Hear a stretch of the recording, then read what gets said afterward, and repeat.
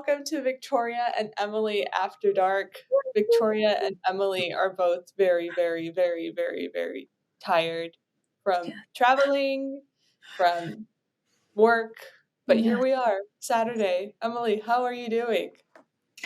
I'm exhausted, but I am trucking through. Today's my first day off in I don't know, a very long time. So I'm just savoring it. I took a nap earlier, which ironically made me more sleepy. How are you doing? Victoria's still in San Diego, so. I am in San Diego. I have been working, so this is my first day off. Because I can work remotely. Sometimes I have to be in our studio in DC to record our podcast. But we didn't have any podcasts that were in person this week, so I just went to San Diego, got some sun. But the jet lag has been killing me, and I've been trying to stay on Eastern time so that I don't, like, when I get back, I can still be functioning at work. So that's been crazy. But other than that, so this is actually very topical for who our guest was today. Our guest was Kim Shapira, and she is the author of a book called This Is What You're Really Hungry For: 6 Simple Rules to Transform Your Relationship with Food to Become Your Healthiest Self. And I just want to say, Kim was like a ray of sunshine, like a literal ray of sunshine. She was great. She was awesome. Yes. And so this conversation kind of like kickstarted. There's been a couple of things that I've been meaning to do, like quit caffeine for good. And today's my first day off caffeine, and that's also contributing to my sleepiness and my brain fog. Actually, that's the one thing I haven't had anxiety, and I haven't had like brain fog, but I have felt a little irritability, and I have felt like kind of like flu-like symptoms, which is apparently like a what happens when you quit caffeine, which I was not prepared for. And I was like, I don't feel sick, but like my body just feels like it's like wiped out. So I Googled it, and apparently you can get flu-like symptoms from quitting caffeine, which sucks. So here we are. I hear that. Yeah, I'm trying to, after our conversation, I've been trying, it's been 2 days a day. I've been trying to drink more water. I'm, doing a little bit better with that. It's not easy when you're just so not used to drinking the correct amount of water. It feels like a lot, it feels like an excessive amount. So I'm trying to work my way up to it and adding little, IV packets and lemons to try to help the flavor. So we're working on that. The other one I wanted to kind of work on, because she's got, her list of kind of things that are, you hit these kind of goals throughout your day, you're in a good kind of space type thing, is just movement, getting up and moving more throughout the day, and not just walking around, but actually physically lifting something or physically moving around. I need to do more of that. Because I do some of that at my job, but it's definitely not enough. And I like to make the joke all the time, oh, this is my workout for the week, moving these, big old boxes or whatever it is. And I need to stop doing that. No, I think that's good. I think it just takes baby steps. And I think to have this idea of completely transforming your life overnight is just unrealistic. It can happen, but it's more about just this is today, and these are my goals for today. And my goal for today was to not drink caffeine. Yours was to drink more water. And I think part of the reason why I quit caffeine is because I realized I think that there's something wrong with my cortisol levels. Because I was reading up, and this is the thing, I went to the doctor last month, and she just tells me I'm dehydrated. I'm like, it's not normal for me to be fatigued walking up a hill, Right. I'm pretty active, and if all of a sudden my body is feeling this horrible, fatigue and anxiety, and without me being mentally anxious, it's just that my body is going into that mode. I'm like, there's just something wrong. And so I went to the doctor. She was like, everything's normal. You're just dehydrated and you need to eat more. I'm like, I eat a lot and I drink a lot of water. What do you mean it's dehydration? So it kind of sucks. And I'm just so frustrated that you have to do your own research.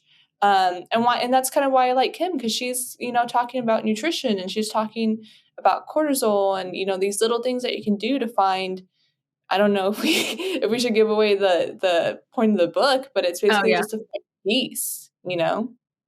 I know, which I loved that. I love that that is like the kind of resolve or resolute to her book is like finding peace on an everyday basis. And that kind of allows these other, parts of your life to kind of fall into place. When you are at peace, you're able to make these conscious decisions of like, you know what, this is what my body's craving right now. This is what my body is needing right now is like, a good glass of water or, to get outside and get some, fresh air and go for a walk right now or whatever that might be. And I think it's kind of a great starting off point for anybody who's kind of starting that health journey or looking into kind of the ways that they want to start, treating their body better and learning about their own body and things like that. I think her book is a really, really great starting out point for that, for kind of like, here are these kind of basic steps and kind of like allow these things to naturally fall into place with the routine you currently have and, make these little adjustments here. And yeah, I think it's a really, really great place to start. Yeah, no, I 100% agree. And we're keeping this intro short because Emily and I both are extremely exhausted. So before we time out for the day, before we, get out of here, Emily, I have one question that is like completely separate from the conversation that we've been having, but we just had Halloween. Yeah. Actually, now I have like no, I'll keep it to one question. We just had Halloween. I don't think you went trick or treating or anything like that. We're a little old for that. But best Halloween candy, what is it? Ooh. Oh, Yeah, that's hard. Wait, shoot. it is. Especially if you love candy, which I Yeah, do. I really like candy. And sometimes it just depends on if I'm craving like chocolate or fruity stuff. Do you prefer one over the other? Chocolate all Chocolate. day. Yeah. Okay, so what's yours while I ponder this? So I go for first. I have like cycles of candies that I like, and so like right now, Reese's peanut butter cups, just that Mm, chocolate and peanut butter combination sounds always just so good. delicious. Yeah. Um, but every now and then I'll crave like a Mounds bar, like coconut Mm. or an almond joy. I like the Those are coconut good. chocolate flavor. Um, I don't care for Snickers. I love Kit Kat. Like Kit Kat's so good. But if I had to choose right now in this moment, Reese's Pieces Reese's or Pieces. Reese's Okay. peanut butter cups, Reese's peanut not the little things. Yeah, butter. Okay. It's hard because like my go-to candy recently or for like quite a while has been Nerds Ropes. I've been obsessed with them. I know it's so weird and so random. I just like it's go to so the gas. random. They're so good. Oh my gosh, I love them. But like nobody gives those out on Halloween. So I guess like yeah, Almond Joy is a good one. Or like I don't know. I feel like now, now and laters. I feel like every now and then somebody like when I was a kid would give those out on Halloween, and I loved now or laters for some reason. Were those the chewy caramel? They weren't caramel; they were like fruity flavored, but yeah, they were like chewy and like really hard Oh, to like break down. So you would like now and later you could chew on it now and put it back in its wrapper and chew on it later or whatever. ew. I know. I love them. I don't know why. Like the taste was so good. So Wait, you gross. would chew them and you would put them in wrappers and then you would eat them No, later? I Oh, would do okay. it in one fell swoop. No. I Okay. would chow those things down. No, that is so funny. Yeah, I mean, we all have the Mhm. things that we like and the things that we don't like. And, I'm right now I'm craving a Reese's peanut butter cup, but later I will be craving probably some coffee because I am really it is a drug. Like it is such a Nice. drug. So I understand what people say when they say caffeine is addictive because I was like caffeine's not addictive, but it's like I'm not even wanting the boost from caffeine. Well maybe I am. It's just like it's just hard not to go for caffeine in these moments. So Oh yeah. weird. It is. When it's also just like a feeling that your body is so used to, and now like you're not giving it that. It's like, what the heck is happening?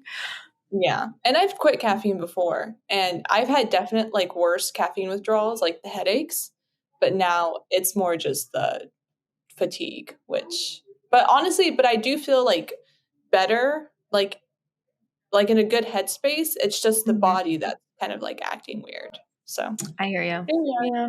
Yeah. Hey, we're getting there. Like you said, one day at a time, one step at a time. And Kim was so nice to be like, maybe we should do a checkup. Oh my So gosh, yes. And I really, really want to, which is why like it's okay that I think we're keeping this intro a little short this time, because I really would love to have her back as a guest and kind of, talk more through just like the journey of health. I think she's a fantastic guest. So hope you guys enjoy our interview with Dr. Kim. She's fantastic. So yeah. and with that, we're gonna go ahead and roll that intro.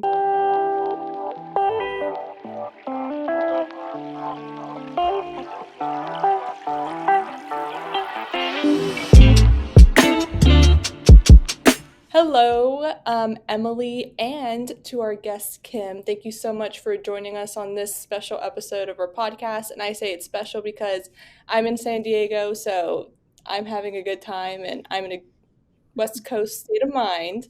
And there's actually the first question that I want to ask you, Kim, is when I when I Googled you, I noticed that your office was like close to an Erewhon. Is that how you say it? Erewhon? Yeah, yeah. So, what is your Erewhon order? Oh my God.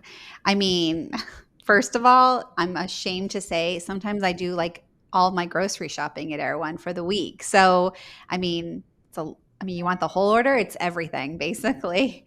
I mean, I don't even know where to Well, start. I love that they I was cut their vegetables and they cut their fruit, and I love some of their pre-made food. I love it all. yes, I'm a that's big one of the fan. things that I wanna check out whenever I'm in LA is to go to an Erewhon. I've never been to an Erewhon, and I see it all over Oh my Instagram, so gosh. obsessed. Yeah. Yes. Yeah, I it's see it a all Um, good over one. TikTok actually too. It's like a big thing, and then everybody talks about. It's so Yeah, funny. that's interesting. I guess I'm gonna do a story on it. You should. Stay tuned. Yeah. Yeah. I think you should. Yeah. Okay, so that was like a fun first question, but so my real first question is, I see like when I see your bio and when I see your website, I see that you're called a nutritional therapist. How is that like different than a regular nutrition? How is that different than a therapist? How does that work? It's such a good question. Okay, so actually I'm a registered dietitian and I've been in practice 27 years. I started calling myself a nutrition therapist because I was more like a problem solver, right? It's more like looking at a puzzle and saying, let me see how these pieces fit so the whole thing can be put into balance. And so I just started, I mean, literally, however many years I've been doing this, and I see on average about 50 clients a week. It is therapy, and it is my method all comes back to why are you eating? And so we have to get into the personal relationship you have with food. And this is where I spend most of my time with my clients rather than have you eaten kale, right? I'm not so focused on that. Yeah. So we're mostly talking about it, why they're eating. Love that. Got What it. would you say if you had to pick like your number one top tip of health when it comes to food or like drinking the right amount of water? What is I like if you had to pick one, like the most important thing that people should be doing every single day to kind of take care of themselves in the best way? Honestly, I love this question and I'm curious what you think, but this might go with a nutrition therapist. It's knowing exactly where your mind is,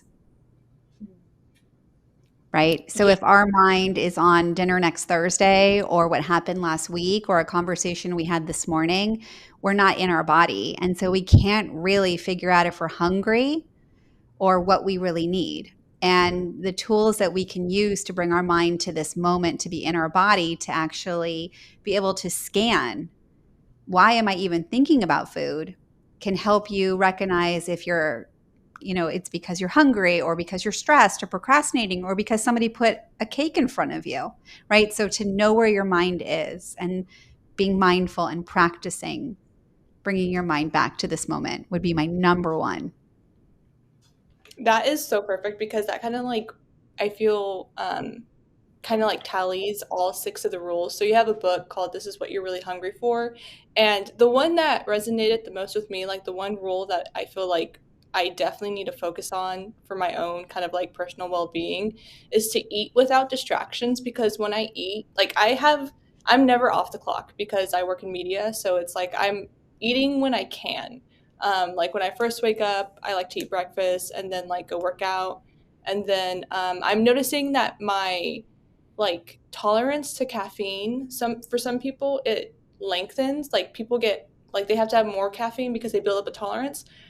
All of a sudden mine switched. I have like Yeah. 4 sips of coffee and my body is like running like Yeah. it's So, yeah, I mean, when we were kind of talking before, when we were emailing, we were talking about cortisol. And so, actually understanding that 4 sips of coffee is spiking the stress in my body is really mindful. And then the question is, what do you do with that information? Do you honor your body or do you keep drinking the coffee? And what does honoring it look like? Right. And taking it even further, if my body can respond to caffeine that quickly, that must mean I'm pretty anxious or stressed or overwhelmed or fast paced right now. And so now I've got to pay attention to how fast am I eating? Can I take things and build a better boundary with my energy and time? What kind of exercise is going to be efficient for my body in this state? Like there's so many things that understanding what 4 sips of caffeine are doing to you are opening your mind to. Yeah. Love so it. that's actually a very good kind of like point, is that like honoring your body and like doing something different. So I would be the type of person that would drink coffee in the morning and not eat breakfast. But now if I drink coffee like first thing in the morning, I will get into like I will get super jittery, like anxious. And so now what I've done is I've switched to eating food instead of like Yeah. just going straight to coffee.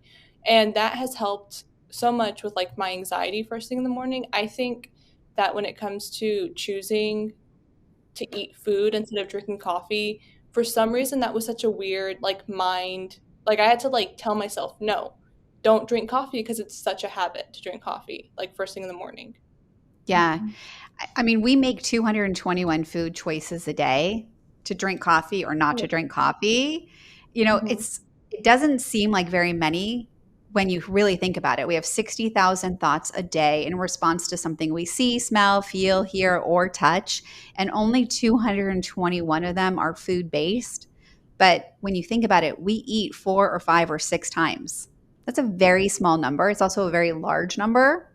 221 is a gargantuous number when you're eating 4 to 6 times a day, when you think about it. And so being mindful and actually coming back, like knowing where your mind is, why you're thinking about coffee or food, or understanding the habit that you have, the automatic behavior. We do everything 47% the way we did yesterday. We sleepwalk through most of our decisions. And so, you being in the moment and intentional and honoring what your body needs, it says so much about you. So good. So good. Thank you. And I want to back off you, Victoria, off of that list, because I absolutely do not drink. I think I would say a lot of people I know have this problem, or we just don't drink enough water at all throughout the day. The allocated amount, like the 8 cups you're supposed to drink, absolutely nowhere near that. I'm sure. Am I reaching? So Mm. I'd love if you could snap some sense into me right now and explain to me and all of the other people out there, because I see it all over TikTok too. It's like a joke, kind of what you're saying, Victoria. Like people, wake up, they drink coffee for breakfast, you nibble on your little snacks throughout the day, you have like maybe a full dinner type thing, and you're definitely not drinking enough water.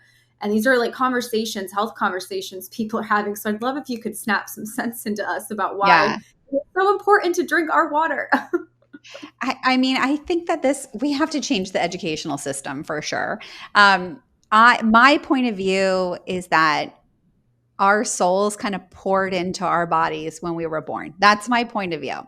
And we have to take care of our body throughout our entire life. And if we think about the relationship we have with our body, it's telling us what it needs all day long through signals like I have to pee, or I'm hungry, or I need to go to sleep, or I have to take a deep breath, whatever the signal may mean.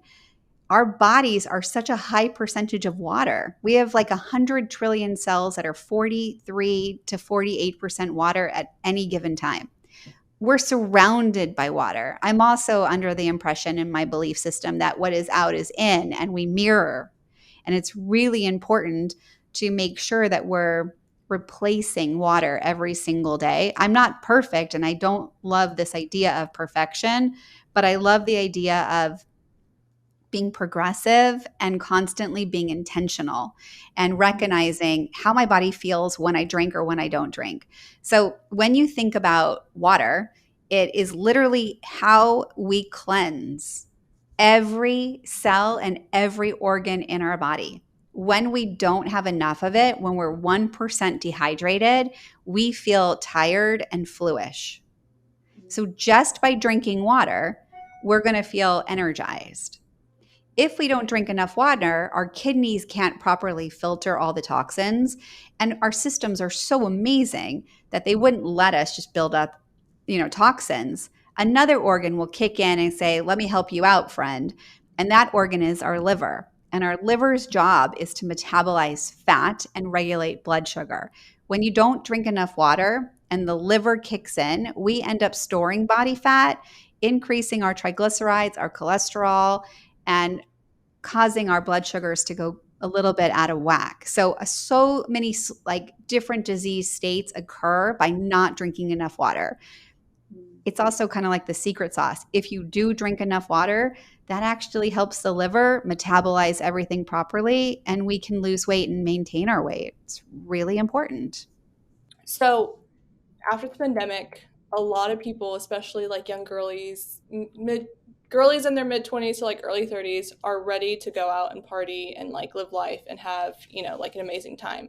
But there's stress to be healthy, especially with like social media trends on Instagram and TikTok, to be like a high maintenance, low maintenance girly.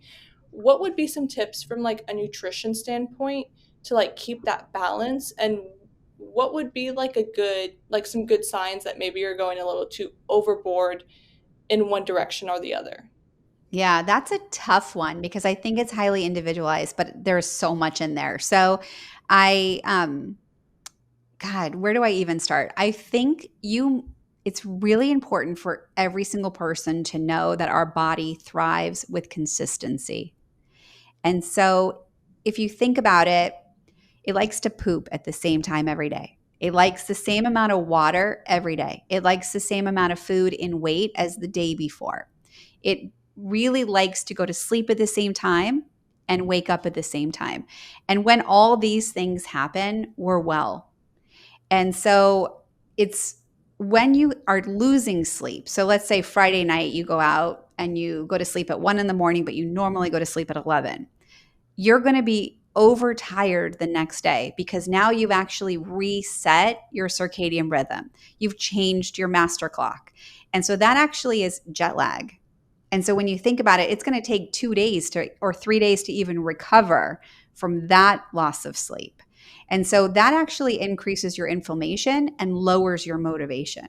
So just by knowing that that's going to be the side effect of that would be helpful to recognize. You also know your body thrives in consistency. And so the routine has to be non-negotiable, which means you get up at the same time every day to the best of your ability, even on the days that you get less sleep. That actually will help you not really reset the master clock completely and will keep you more awake throughout the day. And then you do all the things that your body needs. You drink the water, you eat when you're hungry, only as much as you need right now. You still eat without distractions. You move your body. And just like what we were talking about when you're feeling stressed or anxious or overwhelmed and you can't drink as much coffee as you normally can, you have to recognize that you're a little tired. And no matter if you're not as motivated, you still have to move your body. So it's kind of meeting yourself exactly where you are and doing like a low impact walk or a yoga class, maybe not a hot yoga class because you could already be dehydrated. So really taking great care of what your body needs right now will help you tomorrow. Yeah. It's interesting. You did mention non-restrictive, and it's not that I'm not restrictive. I actually I can be. It's it's not the idea that I want you to restrict. The idea is I want you to recognize what your body needs and come from a place of yes to me, or yes to yourself, rather than to yes to the food that could be hurting you. So I say eat whatever you want, only if it loves you back. If that makes Oh, I sense. like that. Yeah. Yeah. I really like that. That's like a good like post-it note sticky reminder to put like on your Yeah. laptop or Yeah. something. But just to be annoying, like something that looks like it doesn't love you back looks like a headache, tearing eyes, runny nose, clearing your throat, bloating, burping, nausea, diarrhea, constipation, joint pain, vaginitis, all these things. And any one of those, you should pay attention to what the food is, maybe even test to see if there is a sensitivity so you can heal your gut so you don't have any. Mm-hmm. Yeah, because they're all fixable. Yeah. And you guys were talking or touched a little bit about cortisol levels earlier. And as somebody who's like, I'm still learning about this. This is one of the things that I've been trying to figure out because from the, things that I've seen so far in the research I've done, I'm pretty sure I have high cortisol levels.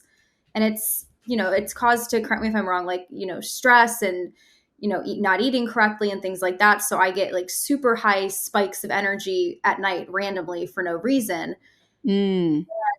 I haven't gotten to the part yet where I'm figuring out how to like combat that. So Let me help what are you. some, Let me help yes, you. what are some things that people can do if they're experiencing things like that? And what are some other symptoms for people who might not even Yeah. know that they have this? Yeah. So cortisol is the hormone called the stress hormone. And this is not a negative thing. It's called a stress hormone because it's kind of like an alarm. And it's when the alarm goes off is when we wake up. And so we really need that alarm clock. And so if we think of our bodies having a master clock, right now your body is playing on the rock station and you're like, I've been trying to get it to country. And so you've got to be able to change the dial and figure out why am I so listening to the wrong music here, right? And it's kind of like a little bit of the law of attraction. A lot of the things you're doing are keeping you there and because you're jarred. And so how can we like calm down? So there are a few ways to do it. You could hum during the day. You can take deep breaths often. And a deep breath is actually like if you put your hands on your ribs and you take a deep breath, it's actually like we could try it now. So just take a deep breath. So do it again, Emily, without your shoulders lifting up and make sure that the breath is going all the way around your stomach. Okay, so inhale all the way around. I think I did. Does that feel different than the first one you did? Which is just like, yeah. And so, right. So you're actually probably not breathing enough. And when you Okay. don't breathe enough, that causes a hyperventilation. My And your fiance body, says this all the time. It's so funny. He's like, you need to breathe in your gut. You breathe like up here. do what I'm saying and put your hands around your waist. And then just like now, just be intentional where you're sending breath literally all the way around. Yeah, it's like hard almost. Yeah, it's a practice, and that's okay. You have to take a practice. Like it's okay. That's obviously the goal. So it might take you 3 times, but humming, taking deep breaths often. It's really important to make sure you're taking deep breaths because if you're in a hyperventilation state, that actually causes your body to think you're stressed. And your mind can't tell the difference between a lion that has come into the room or a negative thought or a bad phone call, a deadline, whatever it is. And it actually reacts in under 10 seconds, triggering the hippocampus, pituitary, and the adrenal gland, causing your cortisol to go out of balance, all your hormones to go out of whack, and your blood sugar control. So in order to going back to really like calming your body, it would be humming. it would be meditation. I love using aromatherapy. I copied my favorite one and created my own aromatherapy that you can get, but it's any aromatherapy because it immediately sends a signal like this is pleasant. And then it also, like when people use aromatherapy, like if you pay attention, you don't just sniff it, you inhale it. And that inhale is what you need to be practicing. So that those are a few things, but more importantly, do not exercise hard. You want to go to low workouts like yoga, Pilates, just walks around the block for a long period of time. You want to make sure you're exercising first thing in the morning. You also want to make sure that as soon as you're getting up, you're putting the whites of your eyes are visible to the sun rays, so you're able to tell your body and mind, this is the time we wake up. You also want to be able to put your feet into like anything that has a temperature that could really help remove any negative ions that are going through your body. And most importantly, you do not want to miss the window when you start getting drowsy or tired, because that is when melatonin is being released. And so melatonin is actually probably the one of the most powerful antioxidants we have in our body. And what it does at night is it goes to your cells and it cleans out the toxins and the inflammation. And so if you are not getting good sleep, you're missing out on this detox. And this is linked to inflammatory problems. So you want to also, you could talk to your doctors and get, any sort of support that way. If a client comes to me and they have high cortisol levels, I do three things. I always recommend an adrenal complex support during the day, which helps their nervous system calm down, which without like there aren't any side effects with that. And then I usually recommend two little sleep supplements, one to help them fall asleep and a second to help them stay asleep. And I will send you that later if you need that, because please. sleep is important for long-term health. We can't do anything if we're not sleeping well. Yeah. Thank you. So hopefully there was something in there that you didn't know. No, yes, that was awesome. Thank you. What I have a question about what did you mean about the like doing the temperature thing for the negative ions? I've heard about that. Like sometimes what I'll do, especially like if I'm on the plane, is I'll go on these rabbit holes. But I've heard about the ions thing, but like that was like a few years ago. What can you explain what you mean by that? Yeah, so it's a grounding tool, right? And so if Emily's cortisol levels are high, so if anybody could see the image of this, what happens is where our mind looks like this, and then when we become stressed, we flip our lid like this. And what happens if we stay in this too high? Our mind ends up over here, and that's why we're being mindful. Is we're bringing our mind back. We're able to say, I'm really stressed. Here's what I need to do to cope with that. And we don't all have the proper coping mechanisms for that, right? And so we're not shaking it off or dealing with it naturally. When you go into like putting your feet in sand or putting your feet into the grass, it actually there's a charge, there's an energy, and it pulls out the energy that is stressful or tension in your own body. It's very important. Sometimes when I'm stressed, I imagine that when I get out of bed, I have golden boots next to my bed and I put my feet into them and I just walk on with my day to help kind of guard and protect my energy, because I really, you could have some energy leaks or absorbing too much of everyone else's energy.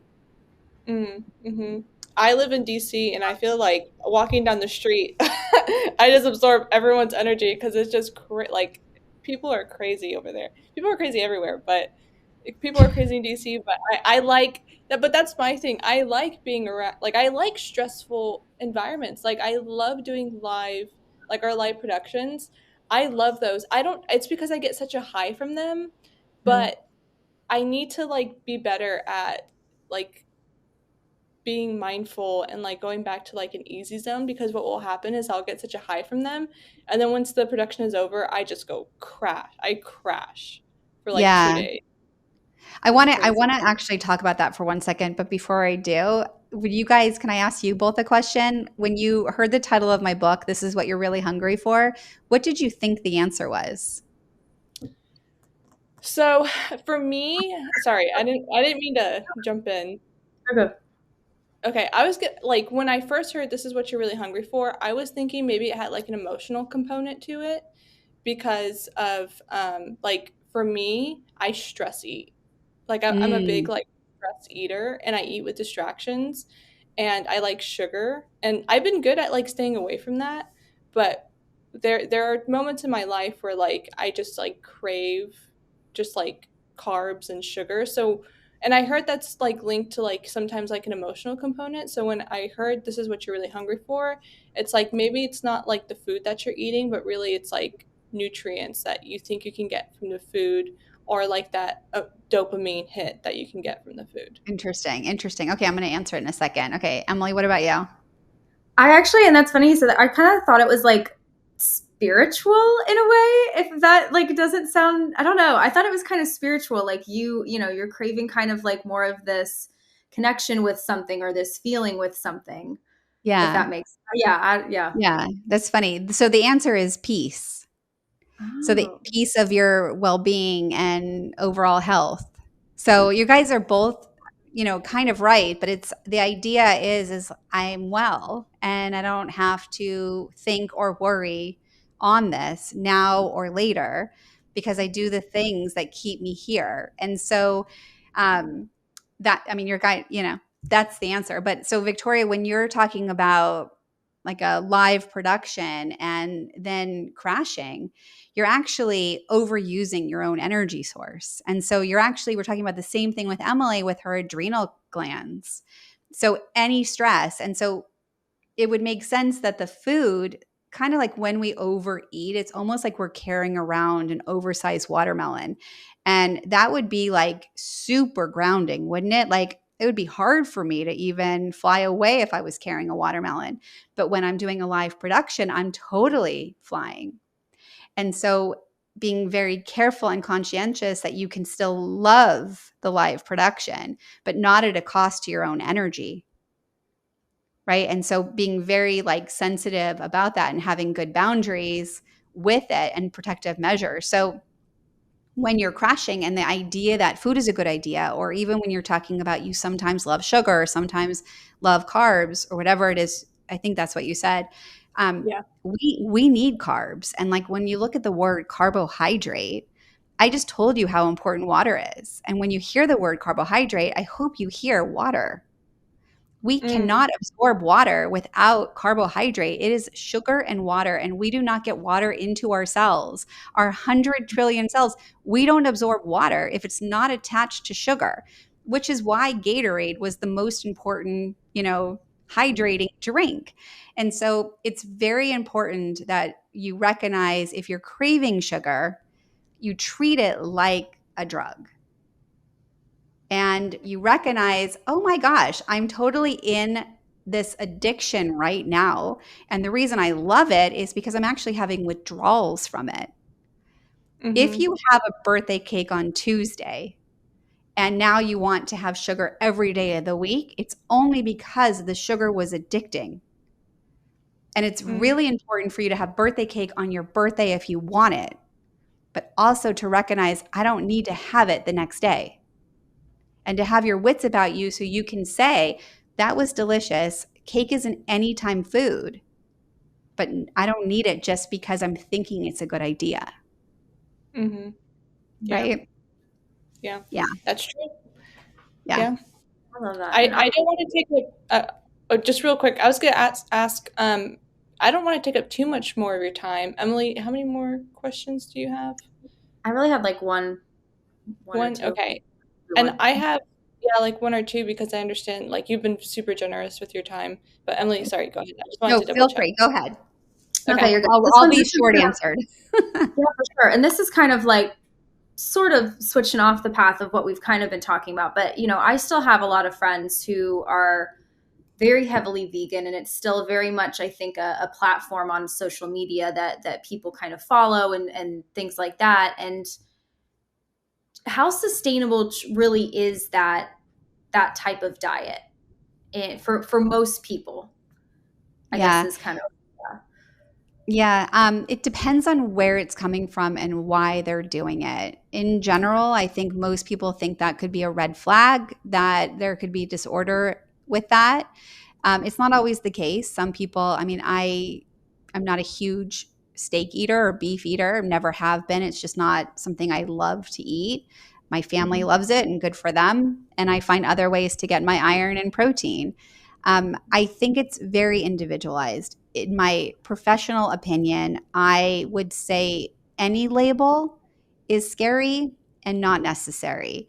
And so, even if we're talking about cake, I like to just call it food and to recognize that you can eat food when you're hungry. And what happens when you label somebody a type of eater, it makes it really hard for them to move forward or away from it.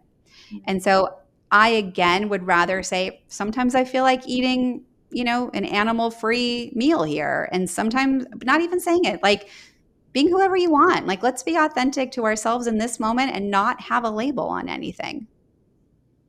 I love that That's answer. how I feel.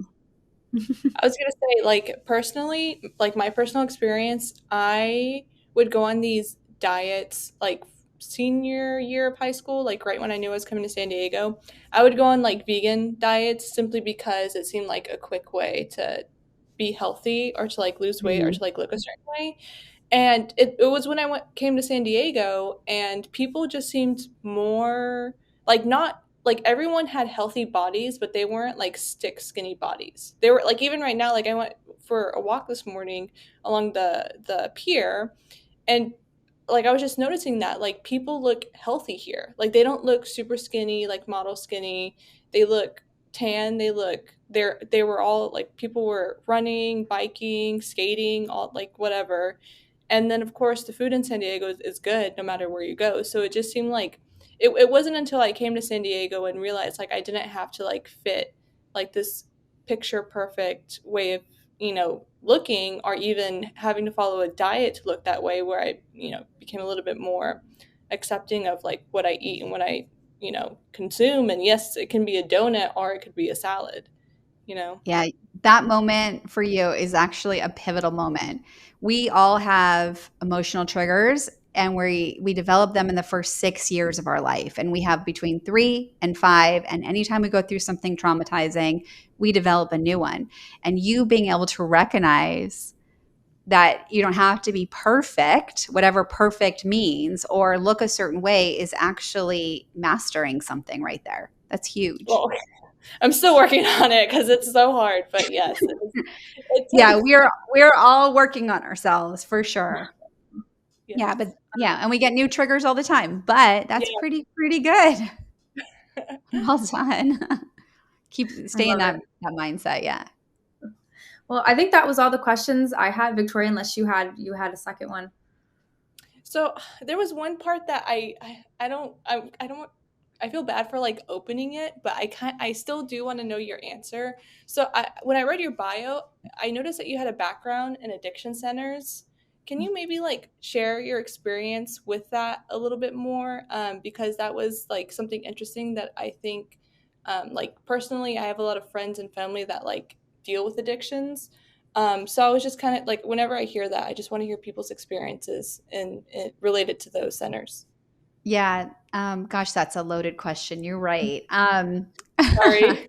Yeah. My experience, obviously was brought in as a dietitian to basically sit like round table style with the residences of these homes and kind of talk to them about food and diet and lifestyle. And some of them were just new to the home and some were graduating from the home and going back. And it really depended on where a person was and their own triggering fear factor, I would say.